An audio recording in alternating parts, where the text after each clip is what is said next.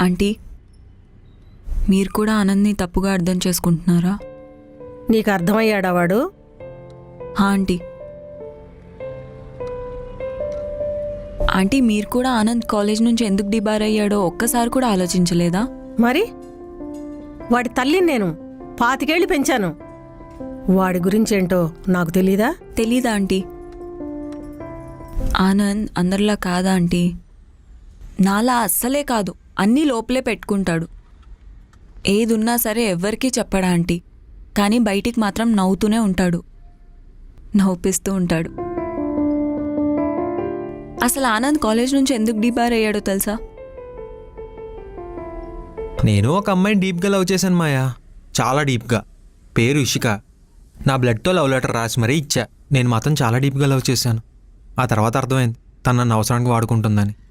అంటే డబ్బులు తీసుకునేది, పికప్ డ్రాపు, ఒక సెక్యూరిటీ లాగనమాట. తర్వాత వేరే అబ్బాయితో ఎఫ్ఐఆర్ మెయింటైన్ చేస్తుందని తెలిసింది. నేను నమ్మలేదు. ఒకసారి వెళ్ళి తను అడిగాను ఏంటిదంతా అని. అప్పుడు చెప్పింది నీలాంటి అన్వర్తి క్యాండిడేట్ని ఎవరు లవ్ చేస్తారు అని చెప్పి. అంత బాధ ఉన్నా చెయ్యని తప్పుకి ఇప్పటికీ బాధపడుతూనే ఉన్నాడా ఆంటీ? కానీ ఏ రోజైనా మీకు వచ్చి చెప్పాడా? లేదు.